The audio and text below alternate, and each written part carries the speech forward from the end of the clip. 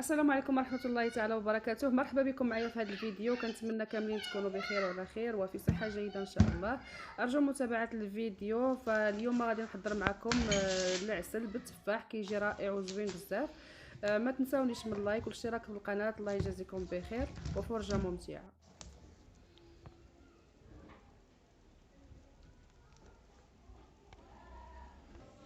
كيف ما كتشوفوا معايا، من بعد ما نقيته وقطعته هكا على 4، حيدت ليه القلب ديالو، وكنت يعني حطيت شويه ديال السكر سنيده اللي نقيته كنحطوه هنايا باش ما تيكحالش. حتى هاد الطريقه يعني الا ما كانش عندكم الليمون الحامض كتستعملوا هاد الطريقه هذه، تديروا سنيده ولا السكر سنيده وكتبقاو تنقيو وتحطوا حتى يعني ما كيكحل ما والو.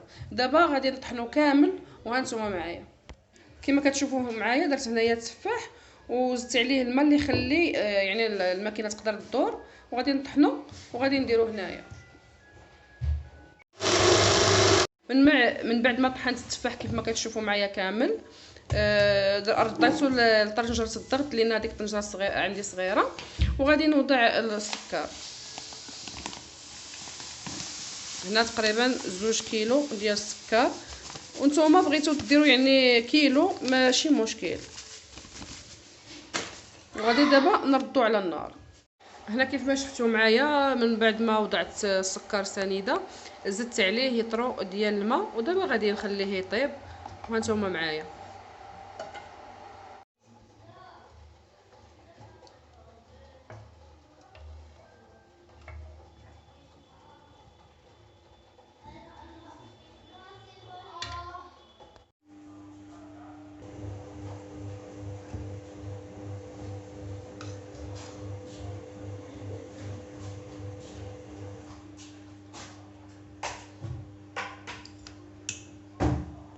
بسم الله. كما كتشوفوا معايا العسل ديالي ديال التفاحه هو وجد.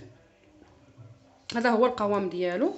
انا يعني ملي طاب خليته ليله كامله، يعني هذا راه اليوم الثاني اللي كنصور لكم فيه.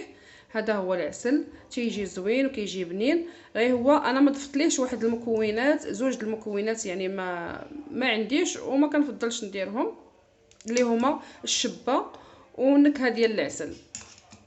يعني الا ضفتوا هاد الجوج المكونات غادي يعطيكم المذاق ديال العسل يعني 100%.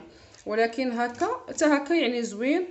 غير هو يعني ما غاديش يصلح لينا هاد العسل نديرو به معسلات اخرى بحال مثلا البريوات ولا هادي، ما غاديش يصلح ليهم، اولا الشباكيه وغيرها. هذا كيصلح بحال مثلا الملاوي بغرير بحال هكا. صافي كما قلت لكم ملي وجد غادي نديرو في القريعات ديالو. تيجي زوين بزاف.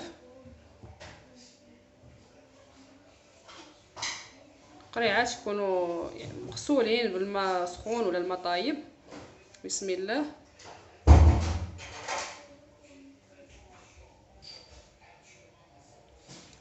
المهم غادي نعمر هاد القريعات هادي ونرجع معاكم. وكما كتشوفوا معايا هادو هما القريعات ديال العسل اللي حضرت معكم. تيجي زوين بزاف وتيجي بنين. كما قلت لكم الا بغيتوا تحسوا بديك البنه ديال العسل اولا العسل الحر، فكديروا شويه ديال الشبه وشويه ديال النكهه ديال العسل، تيعطيكم واحد النكهه زوينه، يعني بحال اللي راكم كتستعملوا العسل الحر.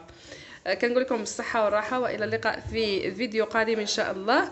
ما تنساونيش الا جات على خاطركم من اللايك والاشتراك في القناه، ويعني واحد التحفيز يعني في التعاليق. الله يجازيكم بخير، والى اللقاء ان شاء الله.